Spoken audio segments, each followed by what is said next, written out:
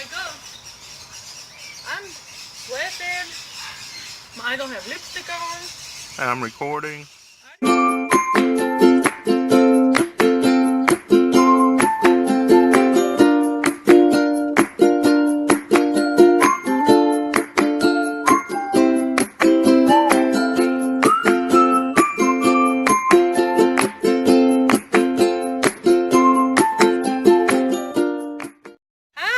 Let's do some, how do you call that? Mushroom logs. Mushroom logs. Yeah, we're gonna drill in these logs. They probably showed you or not. We'll find out. Oh, this looks dangerous. A Romanian with a drill. Now look, we got our packages where we got the little dowels that had the mushroom mycelium spores growing on them. And then we got this cute little crock pot. Especially something that you simmer potpourri in. I got that for $1 at the thrift store. I plugged it up there while we were still there just to make sure that it still works. And guess what? It does. And we're going to use that to melt wax in. Now the wax that you use, it has to be a food grade wax. Now it could be beeswax, it can be cheese wax. But what I'm going to use is the wax from the grocery store that I bought from the canning section at the grocery store. It is, well, I will just show you. It is this.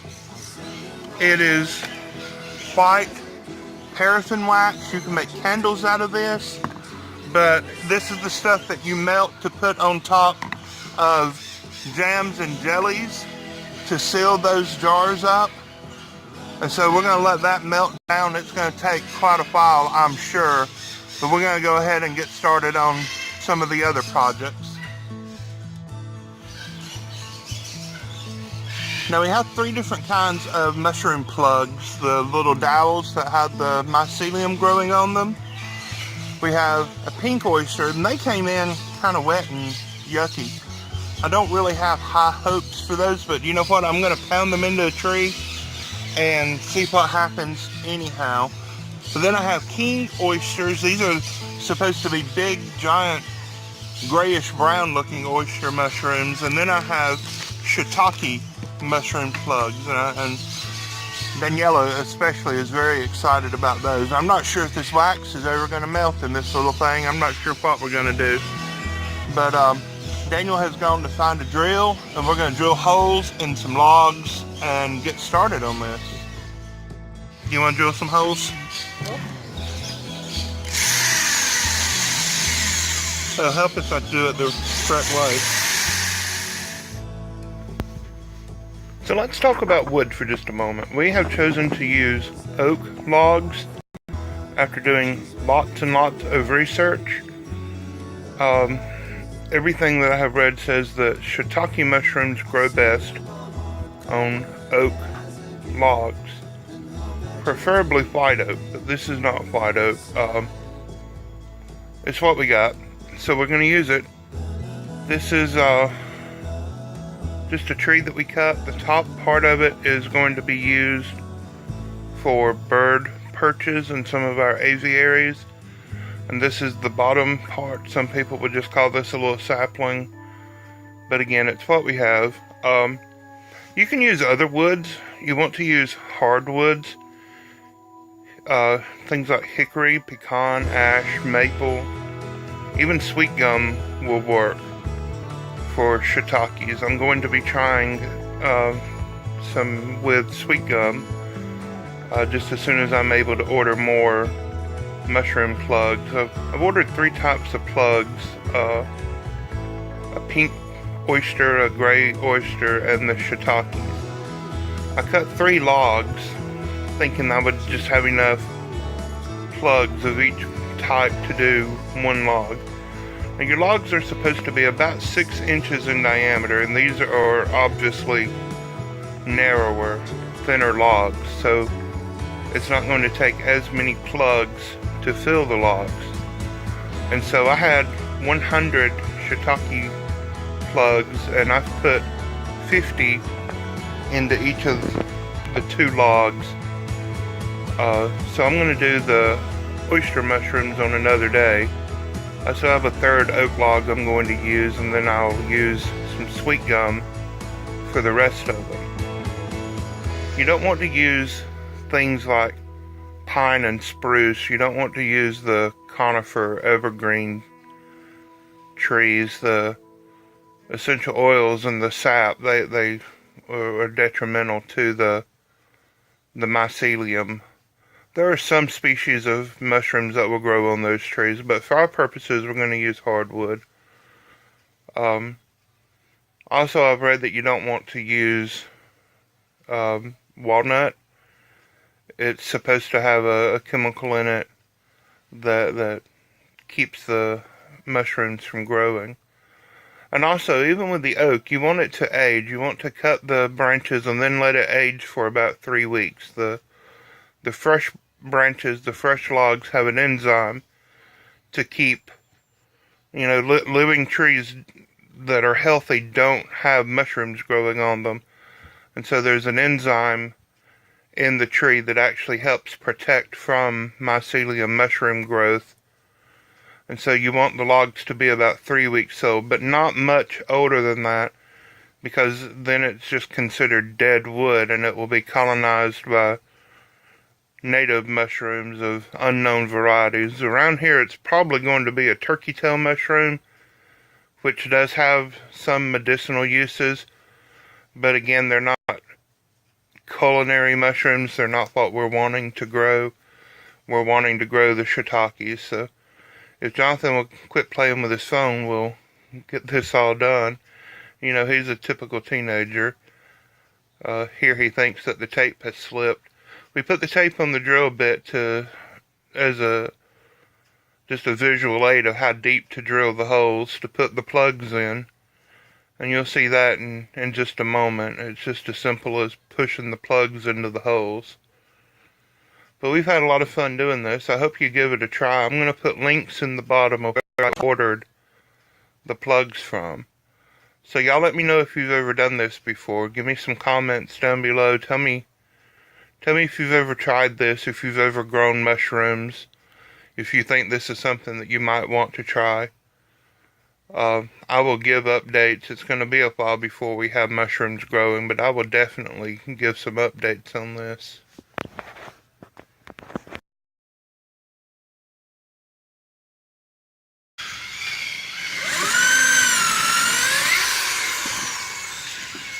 I think we have an assembly line going on, don't we?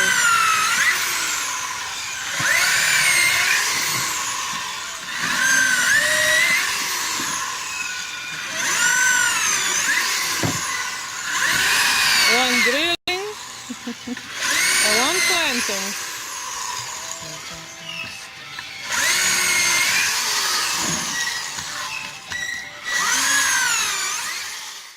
Say something nice, Jonathan. Say hi. Jonathan, be a sociable person. Jonathan.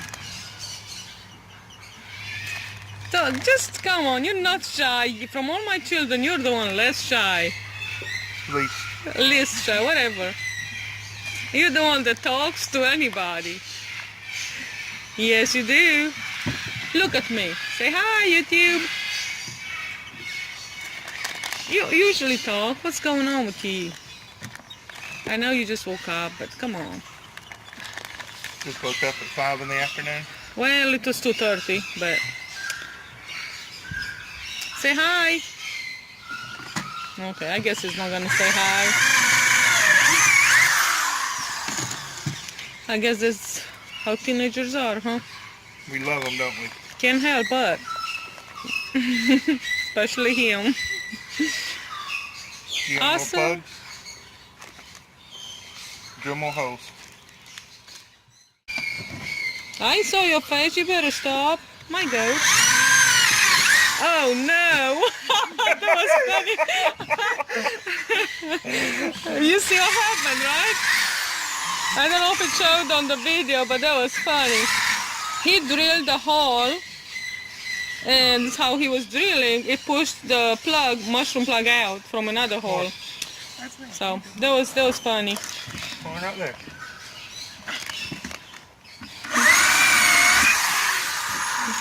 We're trying to put all the plugs we can in these two logs. We only have a few plugs left, so Robert and Johnson are trying their best to fill them all in. Yeah, so How many more? maybe 3 or 4. You didn't get one in there. Oh, I didn't put one in there. yay! Are you through? He's through singing now.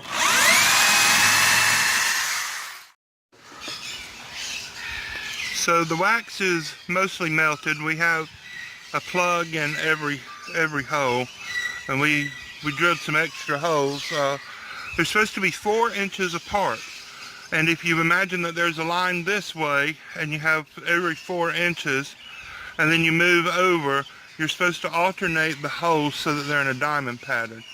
We ended up with more plugs, more holes than we should, because we had like 12 plugs left over, which would not have been enough for a whole new log, but we were not going to waste them, so we just added them to these logs. So now we're just going to take the old paintbrush and we're going to dab some wax to seal this up, to cover over each of these plugs, and we're going to see what happens with this.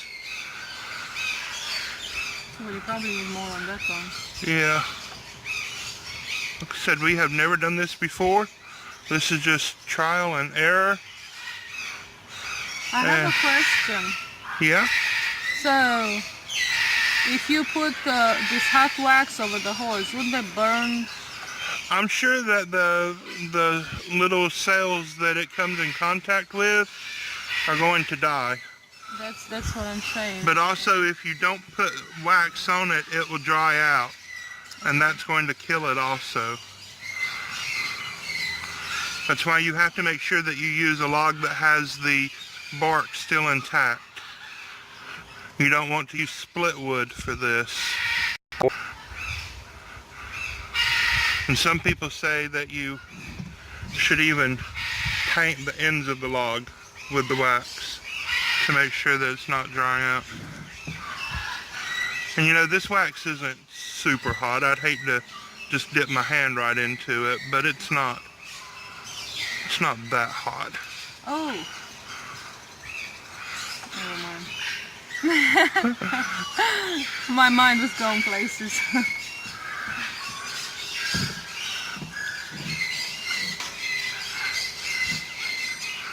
Need help? Sure, you can hold that.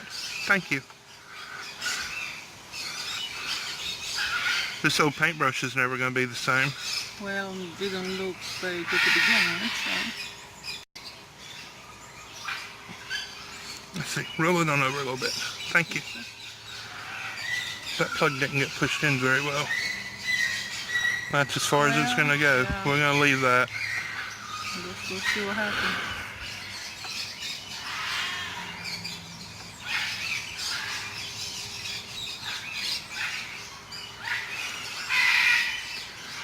We're gonna have to. Ah! It's not That is hot. It's not that hot. You didn't touch it. You know, I've said before that in a former life I was a perfectionist and I liked for things to be just so. Well, I'm learning, painfully slow, that done is better than perfect. Yeah. So this may not be the preferred way of doing it. Some people are going to say, no, you can't use that wax. You should only use beeswax. And, you know, I would love to have my own bees and be able to do my own beeswax for things like this. But this is what we have. So this is where done is better than perfect comes into play. I'm doing my best with what we have right here where we are. Oh, okay. You just didn't. Yeah. And I'm sure a lot of this wax on the surface of the log is going to flake off. This is a slow process. We may not have mushrooms until next year. Really? Yeah, so it's not. Man, I was looking forward to this. Well, especially the shiitakes. We may get some of the oyster mushrooms a lot sooner.